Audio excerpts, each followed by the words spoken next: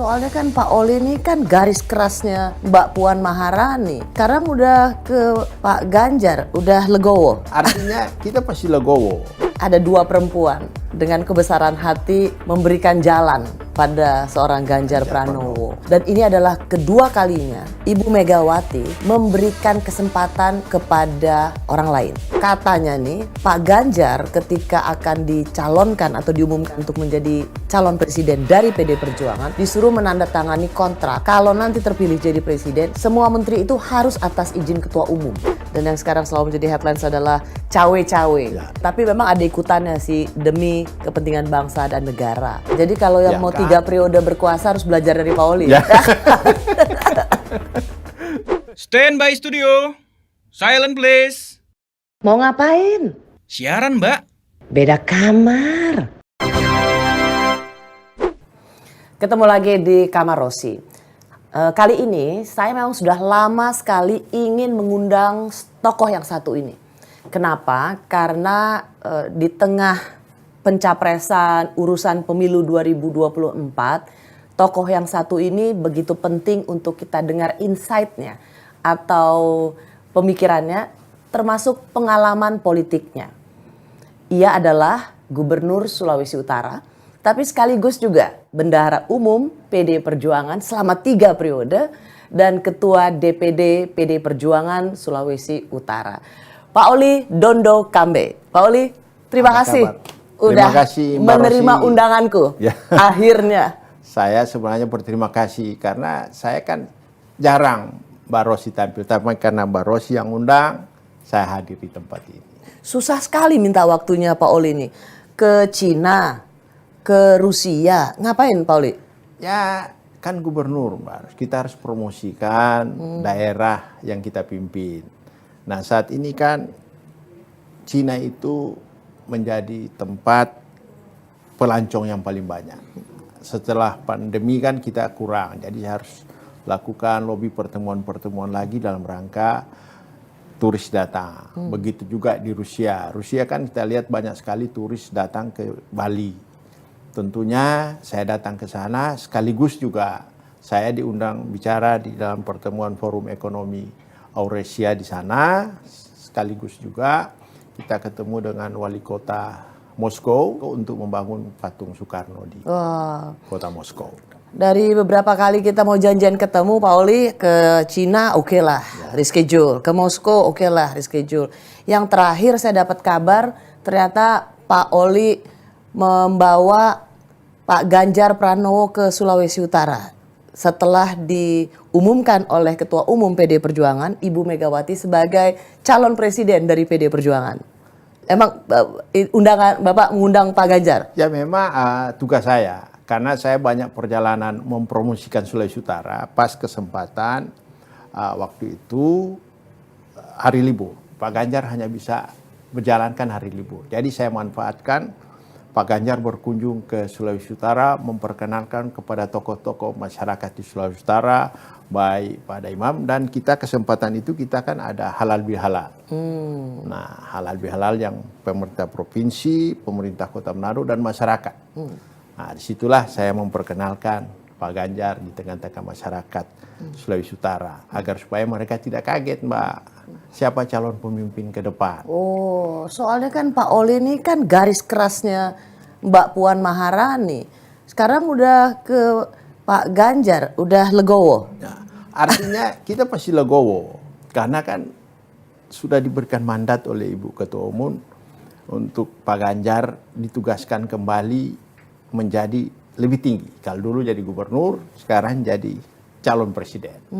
Dan kita harus legowo karena pertimbangan-pertimbangan yang saya lihat yang dilakukan oleh Ibu Megawati selalu melihat suara rakyat. Ya toh, orang tua pasti tidak mungkin tidak sayang anak. Tapi Ibu Mega mempunyai suatu kemampuan dalam mengolah bagaimana menjaga bangsa dan negara ini. Tentu dia harus bertanya kepada semua orang dan kepada masyarakat. Sehingga itulah kehebatan Bu Megawati dalam rangka kembali memutuskan Ganjar menjadi calon presiden. Saya tahu Pak Oli kan juga yang berharap, seperti juga banyak dari timnya Mbak Puan berharap Mbak Puan yang dipilih oleh Ketua Umum PD Perjuangan untuk sebagai calon presiden begitu. Dan banyak orang juga bilang, kalau Bu Mega pasti putrinya gitu. Saya sendiri melihat bahwa Pak Oli itu termasuk yang dipanggil oleh Bu Mega membicarakan ini. Betul ya, Pak Oli? Ya memang, ya pasti loh. Namanya bendahara 3 periode masa nggak diajak ngomong-ngomong. Jadi kalau yang Ya mau kan? 3 periode berkuasa harus belajar dari Pak Oli. Ya. Bisa 3 periode kalau Pak Oli. Jadi artinya gini, kenapa di dalam kita mendukung Mbak Puan itu bukan sekedar pribadinya, Mbak. Karena kita tahu Mbak Puan ini punya pengalaman yang lengkap sebagai seorang politisi. Ya kan? Dia pernah menjadi anggota DPR sekaligus ketua fraksi, tiba-tiba jadi eksekutif, Menko lagi eksekutifnya. Bukan main-main, Menko membawahi berapa menteri, tiba-tiba jadi ketua DPR. Jadi kriteria sebagai politisi udah lengkap. Tapi jadi wajar ketika pendukung Mbak Puan merasa bahwa ya Mbak Puan bisa untuk naik lagi ke pentas yang lebih tinggi. Dan tentunya juga satu hal, kita tidak bisa lupakan bahwa kakeknya Mbak Puan adalah putra bangsa, ya toh, yang membangun itu. Jadi garis ini yang kita lihat juga di situ. Jadi apa salahnya kalau kita memberikan kriteria Mbak Puan cocok jadi pemimpin negara kita. Ya. Pak Oli saya lihat waktu pengumuman itu ya Pak Oli di Bogor. Selain ada Ibu Ketua Umum, ada Mbak Puan, ada Mas Nanan. Tentu sang calon juga ada, itu ada Sekjen, ada Pak Pram, ada Pak Oli juga. Itu benar-benar silent operation ya untuk jadi memang bukan persoalan silent operation. Dan kita memang Ibu yang memutuskan karena mandat dari partai dalam kongres sudah memutuskan bahwa Ibu Ketua Umum akan memutus segala sesuatu. Walaupun kita ada pembicaraan, tetapi kita tahu Ibu akan memilih hari yang pas. Jadi 21 April itu sebenarnya benar-benar dadakan? Memang 21 April itu benar-benar sangat dadakan. Walaupun ada pembicaraan tapi sangat dadakan dalam Ibu melakukan kontemplasi kapan untuk mengumumkan.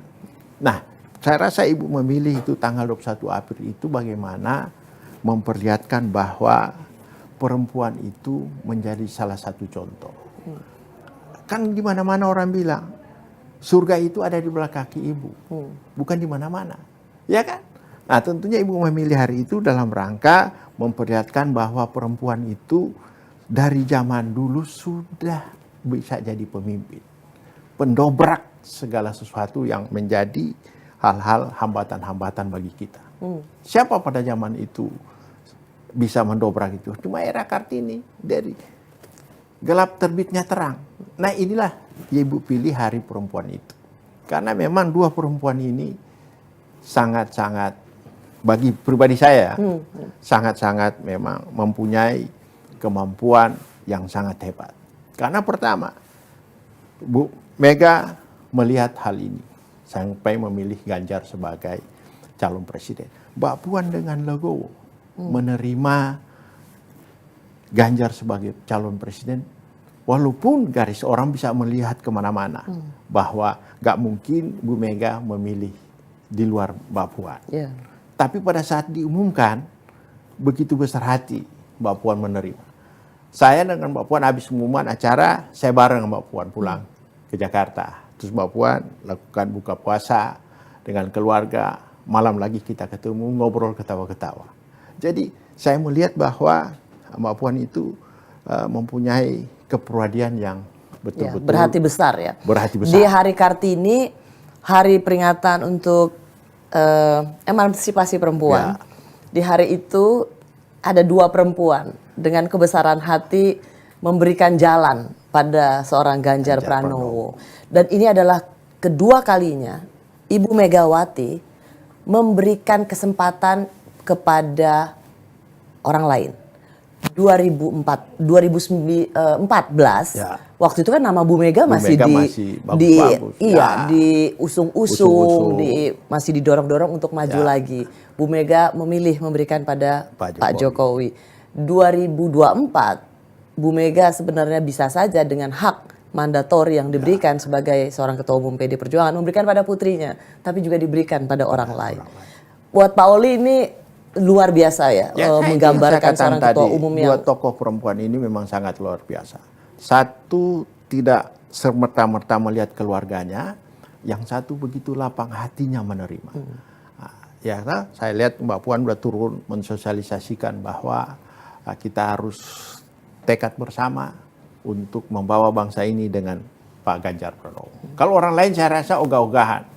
Ini kemarin Mbak Puan kemana-kemana udah jalan terus untuk mensolidkan semua kader-kader PD Perjuangan agar supaya satu suara. Pak Oli, gimana kalau masih ada misalnya nih ya pendukung yang Mbak Puan yang masih setengah hati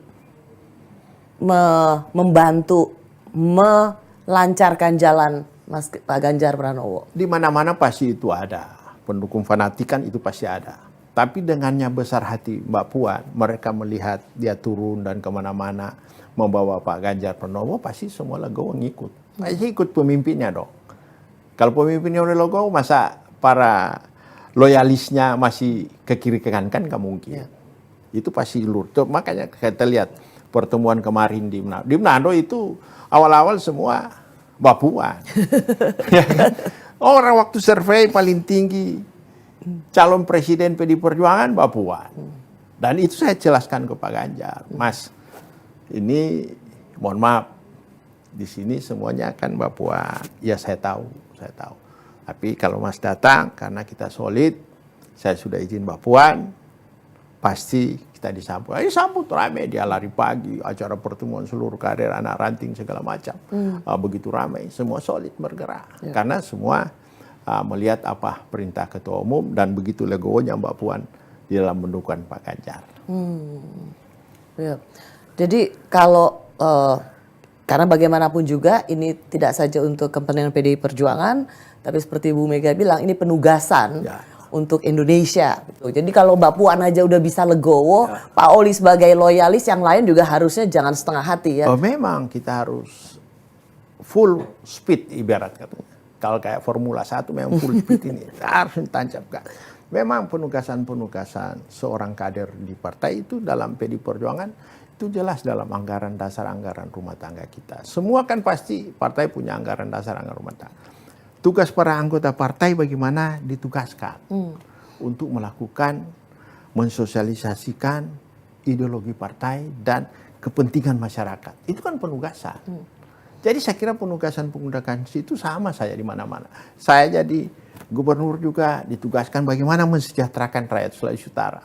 Nah, itu tugas utama kita. Begitu juga jadi presiden harus melaksanakan, karena presiden itu menjalankan pemerintahan lewat visi misinya. Beda dengan dulu Mbak Rosi, kita ada GBHN. Sekarang kan penugasan itu menjalankan visi misi. Jadi waktu dia jual visi misi kemana itu harus jalankan. Itulah yang partai tugaskan. Yang kamu harus lakukan ini loh, ini loh. Nah, itu yang disampaikan penamaran masyarakat. Jadi partai mengawasi visi misi presiden itu. Itulah tugas partai. Itu yang sebenarnya tapi itu secara di persepsi publik petugas partai itu jadi konotasi yang sangat tidak salah. Iya, tapi kalau yang mereka jadi melihat negatif hal ya, yang Pauli. benar, jadi presiden melaksanakan tugasnya tadi, visi misinya. Nah, visi misi kan yang membuat para partai yang membuat. Bagaimana cara mensejahterakan rakyat. Nah, itu tugas partai. Pauli, banyak sekali sekarang beredar sebuah yang mengatakan bahwa aduh Pak Ganjar ini dianggap sebagai petugas partai karena salah satu buktinya katanya nih Pak, karena Pak Pauli ada di Batu Tulis waktu itu, katanya nih Pak Ganjar ketika akan dicalonkan atau diumumkan untuk menjadi calon presiden dari PD Perjuangan disuruh menandatangani kontrak kalau nanti terpilih jadi presiden semua menteri itu harus atas izin ketua umum. Saya kira nggak ada kontrak-kontrak begitu, karena Ganjar kan ini dari awal sudah kader partai. Yang ada arahan-arahan dari Ibu Ketua Umum apabila kamu jadi presiden. Salah satu saya paling dengar bagaimana Ibu Mega mengarahkan Ganjar. Jangan kau lihat Ganjar kemewahan istana. Yang kau harus lihat sisi gelapnya istana. supaya kamu tahu persoalan-persoalan yang ada di masyarakat. Itu yang Bu Mega tekankan selalu. Ke kita pun, waktu saya mau jadi gubernur, Ibu Mega, jangan kau lihat kekuasaan yang kau punya. Kau harus lihat hal-hal lain di lingkaran-lingkaranmu itu. Itu yang kau harus jaga. Saya kira nggak ada lah. Kalau soal pembentukan kabinet, penunjukan menteri, semua. Ya kan pembentukan kabinet itu kan pengalaman Pak Jokowi semua kan diusulkan oleh partai. Mana ada yang tidak direkomendasikan oleh partai? Apakah itu bilang menjadi sesuatu supaya presiden ke depan dari PD Perjuangan Ganjar terikat? Kan pengalaman 10 tahun. Partai ini mengusulkan si A, partai ini mengusulkan A. Begitu juga pada saat ada partai menterinya yang kena kasus hukum, yang diusulkan juga dari ketua partai itu kan. Banyak kasus kejadian seperti hal-hal seperti itu. jadi nggak benar tuh tanda tangan kontrak bahwa semua menteri dalam kabinetnya kalau Pak Ganjar terpilih harus seizin. Nggak ada lah, nggak ada seperti. Tapi realita kan seperti itu tadi saya katakan bahwa representasi menteri dari partai politiknya pasti atas persetujuan ketua umum. Kan begitu. Jadi kalau dari PD Perjuangan ya wajar. Nama juga yang diusulkan oleh ketua umum. Bukan berarti ketua umum PD Perjuangan mengatur semua kabinet. Mengatur semua kabinet. Ya sama kayak kemarin Golkar, Menpora mundur, Golkar mengusulkan 2 nama. Kan ketua partai yang ngusul 2 nama. Itu dari mana ya kok bisa ada? Ya toh. Bisa ada desas-desus bahwa tanda tangan kontrak. Ya artinya harus kan semua seizin Bu Mega. Sehingga kenapa saya tanyakan ini, Pak Oli. Jadi ini kemudian dikaitkan bahwa tuh kan benar boneka partai, tuh kan benar petugas partai. Kan gini, perlu kita lihat ke belakang, Mbak Rosi. PD Perjuangan dari survei-survei di mana-mana tidak pernah turun dari 20%. Nah ini kan ada kecemburuan. Kenapa sih PD Perjuangan di atas 20% terus? Nah caranya bagaimana supaya PD Perjuangan turun surveinya? Tentu harus digembosi dengan cerita segala macam. Itu kan strategi dalam pertarungan. Kalau mau menaikkan seseorang harus menurunkan. Gak mungkin ini naik, udah melewati persentase yang ada. Nah itulah penghabisan PDIP di mana-mana dikatakan sombong lah dan segala macam lah. Karena kecemburuan semua sebenarnya. Kenapa sih PDIP nggak bisa turun-turun? Semua sudah melakukan. Nah ini satu persoalan sini. Pengen dicari-carilah hal-hal yang supaya. Jadi Pak Oli lihat ini lebih ke arah untuk apa? Untuk mendiskreditkan kampanye negatif untuk PD Perjuangan. Nah, karena tadi Pak Oli sudah bilang soal sombong, saya banyak mendengar Pak Oli bahwa PDIP ini dibilang sombong gitu, mentang-mentang partai pemilu yang sudah menang 2 kali dan mau hat-trick katanya, tapi dan ya sombong lah gitu. Gimana jawabnya? Ya itu yang saya katakan tadi, PD Perjuangan dianggap sombong karena pertama 2 kali kita menang, yang kedua kali ini juga kita bisa mencalonkan sendiri calon presiden. Seolah-olah tidak perlu bicara dengan partai-partai lain, kita bisa jalan sendiri. Tapi kan selama ini kita tidak mau publis. Kita kan sudah bicara dengan semua partai-partai. Tapi kan mereka punya konsep sendiri. Yang sombong justru mereka. Ya kan? Bukan kita yang sombong. Mereka yang lebih dulu mencalonkan, memblok-blok sendiri, bukan kita, ya kan?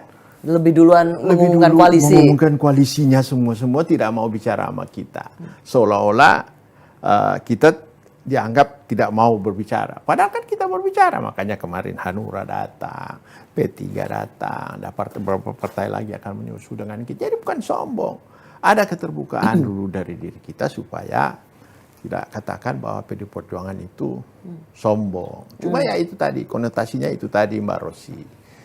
Ada hal mereka melihat PD Perjuangan ini tidak pernah turun surveinya. Mau ada gelombang apapun, selalu masih tetap 20%. Nah ini kan jadi satu persoalan. Pak Oli, salah satu juga yang dianggap PD Perjuangan itu sombong adalah relawan tuh harus didaftarkan ke partai. Ini orang juga ngeliat sombong banget sih PD Perjuangan nih. Jadi artinya gini, dulu zaman Pak Jokowi juga yang ketua koordinator relawan itu Pak Eriko Sutarduga. Jadi semua juga mendaftar di situ supaya kita tahu organisasinya jelas. Sekarang juga kita buka menampung relawan-relawan dalam rangka memenangkan Ganjar Pranowo. Ya jadi kenapa harus presiden. didaftarin? Biar aja mereka swadaya, mereka punya keinginan sendiri untuk mendukung Pak Ganjar misalnya. Kenapa harus didaftarkan ke PD Perjuangan atau di bawah PD Perjuangan? Ini bukan di bawah PD Perjuangan. Supaya tercatat bahwa kita di sana ada relawan loh. Di sini ada relawan loh. Bukan supaya dia di bawah PD Perjuangan, tidak. Bebas justru kita. Namanya relawan. Kenapa PD Perjuangan harus melihat bahwa ya dicatat gitu? Supaya kita kan tentunya orang bekerja ada rewardnya. Ya tuh kasihan dong, udah jadi relawan bekerja, satu saat kita nggak memberikan reward kepada mereka. Jadi kita, tapi kalau jangan-jangan tiba-tiba dia Rewardnya apa mengatakan nih, relawan, komisaris? terus tiba-tiba nggak kerja, orang lain yang kerja, dia yang ngotot-ngotot ribut-ribut, kami udah kan pengalaman kita ada kayak gitu. Nah, soal gini Pak Pauli, sorry. Karena orang banyak yang bilang males ngapain dengan kebebasan sendiri, partisipasi, mau dukung Pak Ganjar. Mereka tuh nggak bilangnya gini, ngapain harus di bawah Adian, males gitu misalnya. Karena langsung identik dengan partai politik. Enggak, jadi kan gini Mbak, boleh silakan relawan kayak gitu biasa. Tapi kan aturan dalam undang-undang KPU kalau mau jadi tim pemenangan itu kan harus terdaftar. Jadi kita juga harus daftarkan di KPU. Ada relawan kita sekian banyak untuk memenangkan ini. Karena nanti kalau tidak terdaftar, dia kesaku-suku ke kanan, tiba-tiba dia pasang beliau bisa aja diturunkan. Karena nggak jelas, nggak didaftarkan di KPU dan Panwas. Jadi juga harus jelas ada aturannya itu, bukan nggak ada aturan. Makanya dalam rangka mempermudah para relawan kita daftarkan supaya kita lampirkan kepada KPU. Ini loh ada relawan Ganjar di sini kan gitu. Oh. Dan ini bukan berarti kemudian apa-apa harus minta izin partai. Enggak ada gitu. Namanya relawan. Harus tunduk Kita pada ini justru partai. kalau mereka kurang kita bisa aja kita mensupport. Tiba-tiba ada apa-apa kan. Tinggal koordinasinya yang ketua DPD kita. Ya toh mereka perlu apa. Ya kan di partai kita ada justru malah kita membantu mereka. Kalau mereka perlu bantuan. Tapi kalau mereka bisa mandiri ya kita berterima kasih. Kan gitu. Kadang-kadang kan celetukannya gini, aduh jadi identik sama partai gitu. Ya. Dan itu bikin misalnya seniman, yang lain-lain tuh merasa bahwa nggak mau identik sama partai gitu. Ya memang kita paham lah banyak orang kan seorang kalau dia ikut jadi begitu jadi partisan. Ya toh kita tidak mau partisan, dia mau bebas. Tapi kita juga nggak ada masalah. Asal tercatat aja bahwa kelompok ini jalankan untuk pemenangan Ganjar. Kalau dia nggak mau daftar juga nggak apa-apa. Tapi akan apa ke resikonya kalau resikonya misalnya nggak ada, cuma kan ada batasan-batasan aturan-aturan di KPU sama ini toh kalau dia bikin kegiatan besar, kalau nggak terdaftar sebagai pendukung Ganjar, bisa aja kan dibubarin. Justru kita membackup kegiatan-kegiatan para relawan, bukan membatasi dia bergerak seperti apa. Pak Oli ngerasa nggak sehati nggak dengan misalnya Pak Pandana Baban misalnya, atau misalnya ada beberapa yang lainnya melihat relawan Pak Jokowi, relawan Gibran, Ya. ini kayaknya beralih ke Pak Prabowo. Saya kira kita belum lihat ke dalam sekali. Ya kita tahu lah permainan politik, semua saling tahu lah. Namanya dunia persilatan. Saya kan sudah sekian lama ngikutin dunia persilatan politik kayak begini. Toh kita tahu lah pasti ada sesuatu lah. Tidak murni. Kan kita bisa lihat latar belakang yang muncul di samping Gibran, siapa-siapa orang-orang itu. Kan kita tahu. Apa? Ya kan? Bisa anak-anak yang sudah digiring-giring ke kiri kan bisa aja kita juga bikin seperti itu. Ada kelompok relawan A, kita ulas-ulas goreng-goreng pindah kan gitu. Jadi Pak Oli nggak ngeliat ini serius ya? Saya nggak lihat ini satu hal yang sangat serius. Saya melihat bahwa ini dinamika di lapangan yang harus kita Pak Oli hanya gini loh Pak Oli, itu kan itu sebuah acara yang kemudian tersebar luas diberitakan. Persepsi publik itu juga cukup mencatat bahwa ini sebagai tanda Pak Jokowi melalui putranya itu memberikan restu pada Pak Prabowo loh. Hal itu kan, itu yang saya katakan tadi, kita kan tahu semua Mbak. Sebelum ada acara pas sudah kau kontak kita bikin acara ini ya, langsung di blow up kan. Itu bisa aja kan seperti itu, apalagi zaman sekarang. Medsos begitu gampang, acara pertemuan sudah disetting, langsung diviralkan. Kan seperti itu. Tapi kan orang taunya persepsi itu buat publik, wah tuh lihat relawannya Pak Jokowi sama Mas Gibran aja udah ke Pak Prabowo. Persepsi kan, politik itu kan persepsi ya, Pak Oli. Tapi makanya kita, kan ini masih panjang Mbak. Kita lihat aja pemerintah kemana ya toh, dalam rangka menjaga netralitasnya sampai di mana, kan begitu. Pak Jokowi juga tentu menjaga hal-hal seperti ini. Tapi kan kita nanti pada ujungnya kelihatan kemana sih arahnya. Karena Mas Gibran kan sampai datang ke DPP kan. Mas Gibran kan datang ke DPP ngobrol-ngobrol Pak Sekjen, ya kan. Tentu banyak hal. Kan di klarifikasi, ya saya kan pemerintah, kalau menteri datang gimana katanya. Kan itu. Jadilah itulah gampang dilihat lah Mbak. Urusan-urusan politik seperti itu. Banyak yang mengira atau menduga-duga rasanya Pak Jokowi ini ada dua nih arah dukungan. Karena berbagai survei ya Pak Oli, berbagai survei semua yang naik elektabilitasnya itu pasti yang mendapat endorse dari Pak Jokowi. Ya kita tidak bisa pungkiri karena dalam survei itu pemerintahan Pak Jokowi sama Pak Maruf Amin itu kesukaannya kan tinggi. Ya, approval ratingnya. Litbang Kompas bulan Mei ini 70%. 70-an kan. Pasti otomatis mereka punya, siapa yang dekat dengan pemerintah ini tentunya pasti akan naik ratingnya. Makanya Pak Prabowo kan ya seringlah komunikasi. Ya dia kebetulan dia menteri, jadi hari-hari lah ketemu lah. Kan situ. Mungkin kalau Pak Ganjar menteri juga hari-hari ketemu Pak Jokowi. Karena menteri ya. Karena menteri, ya kan? Ya. Kan bisa dilihat di situ. Orang melihatnya sepertinya Pak Jokowi memang memainkan politik dua pilihan. Belum bisa diterima karena kan semua belum secara resmi belum jadi capres. Ya toh, karena belum daftar ke KPU. Nah, kita lihat kan setelah jadi capres sampai di mana pemerintah atau Pak Presiden melihat hal seperti ini. Karena kan kita punya pengalaman loh. Zaman Pak SBY nyapres setelah daftar dia mundur. Ya ta dari Menko Polhukam. Menko Polhukam mundur. Pak Hatta Rajasa pada saat dia nyalon wapres, Asman Abnur mundur. Ya ta? Sekarang kan belum tentu. Masih seorang mengira-ngira, membayang-bayang siapa si calon.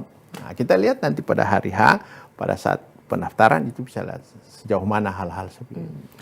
Pak Oli, karena begini saya banyak bertanya ini pada beberapa tokoh. Saya mau tanya ini juga ke Pak Oli. Kenapa Pak Jokowi tidak langsung firm Ganjar Pranowo? Karena kan 21 April Ibu Ketua Umum sudah mengumumkan nama Pak Ganjar.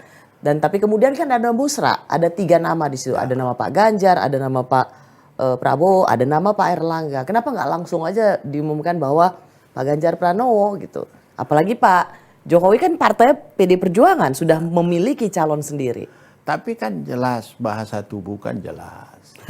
Ya, apa bahasa tubuhnya Pak Jokowi pada saat apa? Pak Ganjar diumumkan Pak Jokowi di situ mengatakan ini. Kan jelas. Mana dan hadir. Apa nggak bilang apa-apa, cuma bilang jangan kesusu lagi. Pak Jokowi hadir di situ, pulang dengan Pak Ganjar, naik pesawat bareng Pak Ganjar numpang karena mau pulang ke Jawa Tengah, sholat bareng. Ya tak? Itu jelas kalau Pak Jokowi sama orang-orang lain nggak mungkin diajak sholat bareng Idul Fitri loh. Kalau hari-hari biasa bisa loh. Ini pas Idul Fitri momennya cuma Pak Jokowi sama Pak Ganjar. Kalau kita melihat bahasa tubuh aja, ya kan? Kalau kita udah bisa melihat bahasa tubuh, inilah. Jangan mengira-ngira, lihat aja kenyataannya ada. Kalau bahasa tubuh yang mengira-ngira dong Pak Oli. Karena pengalaman saya lihat hal-hal seperti itu. Jadi saya yakin Pak Jokowi selalu bersama dengan Abis Pak dari Ganjar. 21 April, Ya. abis itu tanam mangrove bersama Pak Prabowo. Ya Gak ada kan? Pak Ganjar loh itu. Karena tanah mangrove itu Gak ada memang- hubungannya sama Menhan loh itu. Apa hubungannya pertahanan sama apa naikin celana untuk nanam mangrove? Karena kan acara nanam mangrove itu kan memang penugasan dari seluruh Forkopimda, TNI jadi terlibat situ. Jadi kan ya namanya Menhan itu menteri loh. Iya. Jadi otomatis, jadi nggak bisa disalahkan kalau menteri hadir sama Pak Presiden.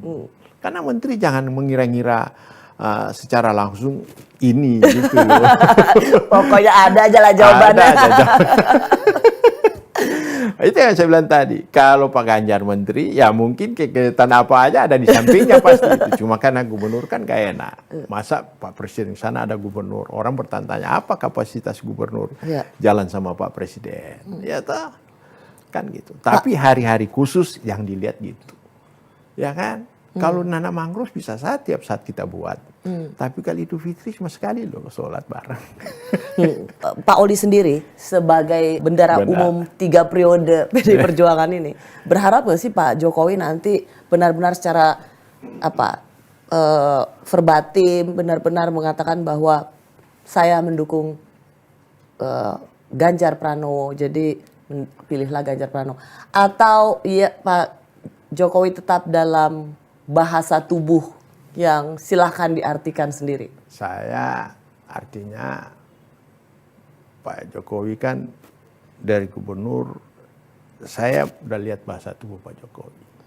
Pasti mendukung Pak Ganjar. Ya tapi diucapkan nggak? Menurut Pak Oli harapannya itu diucapkan nggak? Pasti satu saat akan diucapkan.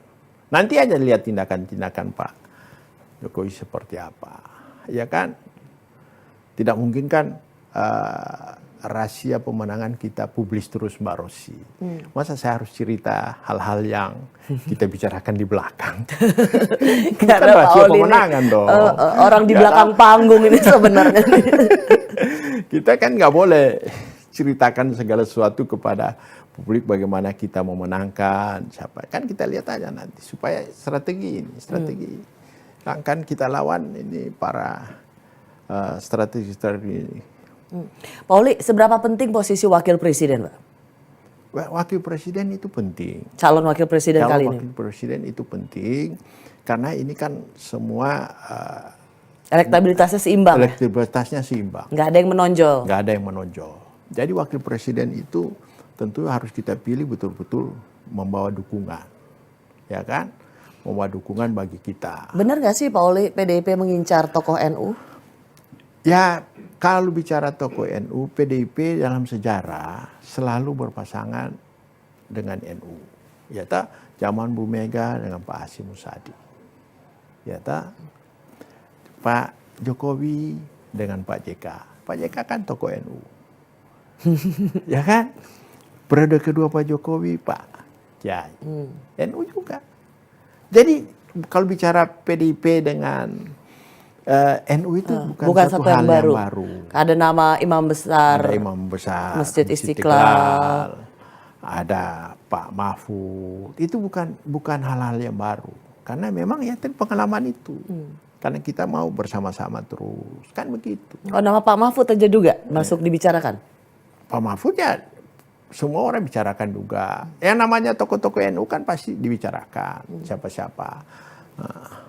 Pokoknya yang direkomendasi NU dibicarakan di internal kita. Oh ini NU suka si A. Apakah B, nanti C. PDIP dengan siapa berkoalisi juga akan mendengar masukan dari? Ya pasti. Jadi tidak melulu hanya apa yang dilihat oleh PD Perjuangan. Ya pastilah kita kan bicara. Dulu juga kita bicarakan siapa calon dengan beberapa ketua partai. Cuma waktu kita memutuskan wakil presiden kita serahkan ke Pak Ibu Mega datang ke Pak Presiden jam 12 siang itu toh. Kita lihat jam 1, jam 2 ada putusan. Kan gitu. Pak Jokowi kan hari Senin kemarin ketemu dengan pemimpin redaksi. Ya. Saya sih nggak hadir karena wakil pemimpin redaksi saya yang hadir. Dan yang sekarang selalu menjadi headlines adalah cawe-cawe. Ya. Dan untuk pemilu ini akan cawe-cawe. Tapi memang ada ikutannya sih demi kepentingan bangsa dan negara. Pak Oli lihat cawe-cawe dan itu reaksinya cukup banyak yang negatif karena dianggap nanti Pak Jokowi akan tidak netral. Dan memang ada kata satu kali Pak Jokowi mengucapkan tidak netral. Tapi kemudian diikut sertakan lagi bahwa ya tidak menggunakan TNI Polri. Pak Oli ngelihat apa sebenarnya maksud Presiden ini? Saya kira Pak Presiden tentunya sangat mengharapkan program yang sudah jalan selama 10 tahun tapi belum selesai ini berjalan dengan mulus. Ya kan? Karena itu yang saya katakan di awal bahwa konstitusi kita mengatur presiden ke depan itu selalu visi misi yang dijalankan. Tapi cawe-cawe itu ya gimana kalau orang melihat bahwa ini mau intervensi nih, mau ikut mengatur skor pertandingan. Artinya kan itu yang saya katakan tadi. Pak Presiden tentunya mau programnya jalan terus. Tentu kalau dia katakan mau cawe-cawe, maksudnya presiden ke depan itu tidak berbeda dengan apa yang sudah dilakukan ini, tapi yang belum selesai. Ya kan? Nah ini visi misi calon presiden kita. Tentunya waktu Pak Jokowi 2 periode, visi misi ini kan konsultasi juga bicara sesama kita PDI Perjuangan. Dan kita tidak akan lepas visi misi Pak Jokowi yang sudah melakukan ini untuk calon presiden kita ke depan. Dan itu yang pasti sudah menjadi komitmen, bukan janji. Bahwa kita akan meneruskan program Pak Jokowi ke depan. Karena 10 tahun yang dilakukan Pak Jokowi bagian daripada visi misi yang bersama-sama dengan PDI Perjuangan menyusun. Pak Oli, bagaimana kemudian dengan anggapan bahwa cawe-cawe ini demi kepentingan melanjutkan perjuangan, maka akan meniadakan kompetisi atau menghalangi calon yang dianggap tidak melanjutkan pembangunan atau yang mengusung tema perubahan jadi out dari pertandingan atau dibikin tidak jadi masuk gelanggang? Saya kira itu terjemahan orang, cawe-cawe. Tapi maksudnya Pak Jokowi, cawe-cawe itu dalam rangka kalau bisa demi kemajuan bangsa. Program ini jangan berhenti di tengah jalan. Itu Pak Jokowi mau cawe-cawe. Karena pengalaman kita lihat negara-negara maju. Setuju sih. Ya, toh? Setuju Pak Oli. Hanya memang itu kan ditafsirkan wah Ya, ini wasit mau ikut wasit main ini nih. ikut main. Iya. Kira-kira kan. Iya kalau menangin Ganjar, kalau menangin Prabowo kan rugi juga ya PDI Perjuangan. Pak Oli. Tapi yang jelas, kalau kita melihat hal itu yang tadi saya katakan tadi, 10 tahun Pak Jokowi visi misinya bareng dengan kita nyusun. Kalau tiba-tiba mau ngikutin orang lain, saya kira tidak sama visi misinya. Ya kan? Iya, memang. Jadi saya rasa tidak mungkin kemana-mana. Ya kan? Karena ini masalah visi misi loh. Masa tiba-tiba baru orang mau susun visi misi dia nggak tahu sejarahnya bagaimana jalannya kan gitu. Cuman kan menterinya Pak Prabowo kan menterinya Pak Jokowi, tidak ada visi menteri tapi yang ada visi misi presiden. Berarti sosoknya Pak Prabowo kan juga menjalankan visi misi presiden yang diinin oleh PDI Perjuangan. Iya, justru itu. Ngeri barang ini. Justru itu makanya saya rasa Pak Jokowi cawe-cawe itu dalam rangka menjaga visi misi yang sudah bisa. Itu visi misi itu paling nggak mesti 25 tahun baru satu negara bisa betul-betul maju, tidak ada perubahan. Kalau setiap pemilihan berganti, pengalaman saya 2 periode jadi gubernur nih, mau habis ini karena dipotong masa jabatan, belum bisa selesai karena 5 tahun pertama baru menyusun segala macam. Ya, 5 tahun kedua itu baru naik ke atas. Kayak Pak Jokowi kan 5 tahun kedua belum kepotong pandemi. Belum kepotong pandemi. Nah itu kan sayang. Nah inilah. Ya, supaya lebih lancar, tentu bersama-sama terus. Pak Oli, yang juga menjadi concern itu soal sistem pemilu tertutup dan terbuka. PDIP kenapa ngotot atau dianggap ini ulah PDI Perjuangan untuk mengubah sistem pemilu menjadi terbuka? Karena gini, sebenarnya itu tidak yang memutuskan pemilihan rakyat itu Bu Mega loh, Mbak Rosi, Bu Mega presiden. Ya. Pada saat itu Bu Mega memutuskan pilihan presiden secara otomatis dipilihkan di segala rakyat. Sebenarnya itu juga diserahkan kepada masyarakat untuk pemilihan legislatif. Sama seperti pemilihan presiden. Cuma waktu dulu kan diatur sesuai dengan nomor urut. Karena apa? Pemahaman kita calon-calon pemimpin bangsa itu harus ada seleksi.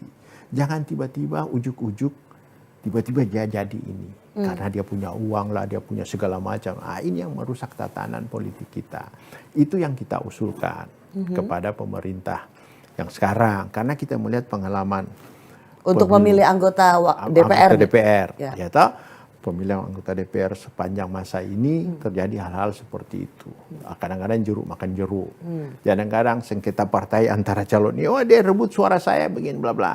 Tapi kalau dulu kan awal-awal pemilihan langsung oleh masyarakat, ya kan?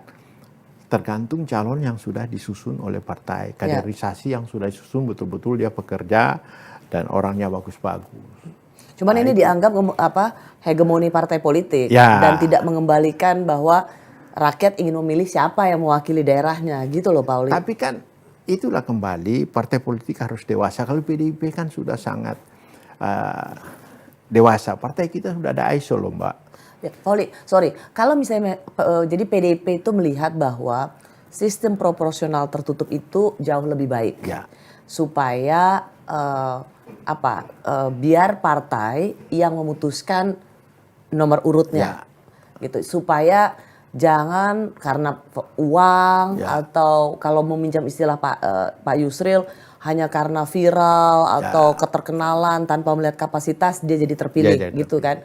Kenapa itu harus diserahkan kepada Mahkamah Konstitusi? Tarung aja di parlemen untuk membuat di amandemen aja undang-undangnya. Jadi Pauli. memang sebenarnya kan kita sudah putuskan seperti itu. Karena 2 kali kita usulkan tertutup dibantahkan oleh MK. Udah 2 kali loh, 2 kali pemilu loh. Kita minta tertutup, terbatas, tetap dimentahkan terbuka semua. Ini yang ketiga kali lagi. Jadi saya kira diserahkan sepenuhnya kepada Mahkamah Konstitusi tentang tertutup atau terbuka ini. Karena di parlemen sudah bertarung, seperti itu hasilnya ini. Nah, kita mengusulkan ini karena melihat hal-hal yang... Oke, tapi kenapa nggak di antara itu biar menjadi bagian dari pemerintah dan DPR aja?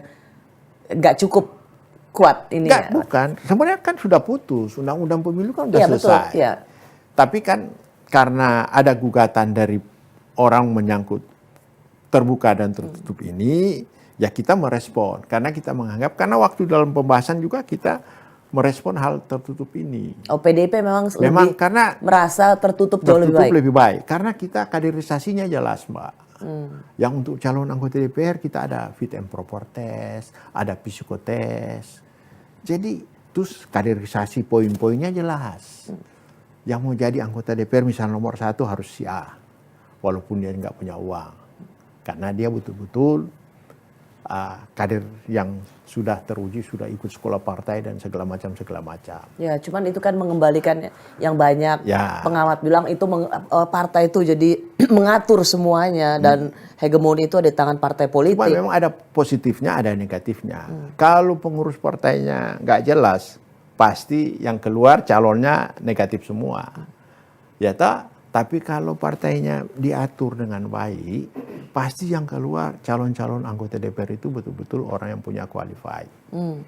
Tapi kan itu kan ini versi pemerintah, belum tentu juga apa yang dilihat baik oleh partai itu juga oleh publik baik gitu kan, belum tentu ketemu juga, Pak. Makanya saya bilang ada baiknya, ada buruknya. Tinggal kita lihat. Makanya diserahkan kepada Mahkamah Konstitusi untuk melihat.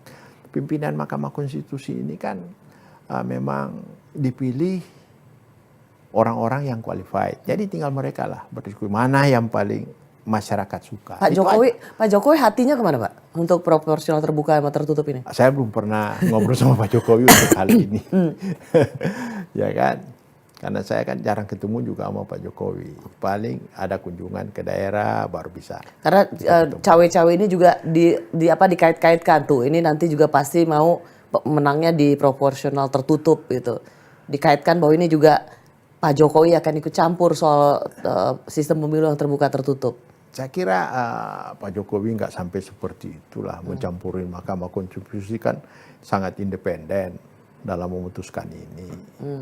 Kalau dia tidak independen, wah percuma dong kita buat Mahkamah Konstitusi. Dia kan harus melihat segala sesuatu yang pernah kita kerjakan. Hasilnya katanya udah bocor tuh Pak, 3/6. Itu kan baru hasil bocor. Yang penting keputusan terakhir kapan diputuskan, itulah hasilnya Mbak. Bener nggak sebenarnya memang sudah diputuskan tertutup? Kalau saya mendengar belum katanya. Belum. Tapi kalau hasilnya Pak, ternyata tetap dengan sistem yang awal yaitu terbuka, PD Perjuangan bisa menerimanya? Kita siap semua mau terbuka bisa, mau tertutup. Kita kan hanya mengusulkan sesuatu hal yang lebih baik. Kan namanya demokrasi Mbak. Amerika 300 tahun loh demokrasinya berpundak sampai sekarang. Kita baru 70 berapa? 77 ya? Ya, baru 77 tahun kita. Jadi proses demokrasi itu harus panjang baru ketemu yang ideal kayak apa. Kan gitu. Pak Oli, terakhir nih. Partai-partai di luar PD Perjuangan yang di parlemen itu bereaksi keras loh. Kalau MK memutuskan tertutup, maka termasuk ada yang bilang dari Partai Gerindra kalau salah. Kami juga punya kewenangan loh untuk mengevaluasi anggaran MK. Ya, pasti kan namanya dengan anggota DPR. Kan tugasnya salah satu budgeting. Ya pasti dong kalau ini dia pasti melakukan hal-hal seperti itu. Itu pasti. Kita juga mengikuti semua kebijakan Cuma politik. itu Pak Oli lihat itu sebagai ini nggak sih mengancam partai politik berusaha mengancam MK yang memiliki kewenangan anggaran. Jadi semacam show mau sok kuasa gitu. Jadi artinya 560 anggota DPR sudah memutuskan undang-undang pemilu bersama-sama dengan pemerintah. Ya toh, tiba-tiba ada lembaga yang menggugat ke MK. Terjadi berproses. Nah inilah ada ketersinggungan dari pimpinan-pimpinan fraksi yang tidak suka dengan tertutup. Nah, pasti mereka menyuarakan hal itu.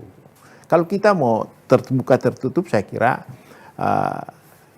kita menerima. Tapi walaupun kita perlu bisa takut dong MK kalau denger ini kan, waduh nanti anggaran kami diiniin.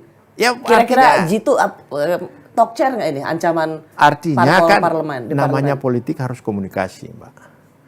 Dikomunikasikan dengan hal yang baik, saya kira pasti ada jalan keluarnya. Pengalaman saya 11 tahun di DPR semua dikomunikasikan dengan baik, semua mulus, nggak ada permasalahan-permasalahan. Bendara umum 3 periode, yang lain susah banget bisa 3 periode. Mbak Oli 3 periode langsung.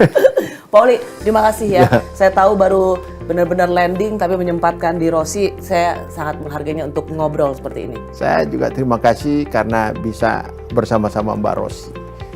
Pasti kaget juga teman-teman kok mau muncul di nama Mbak Rossi.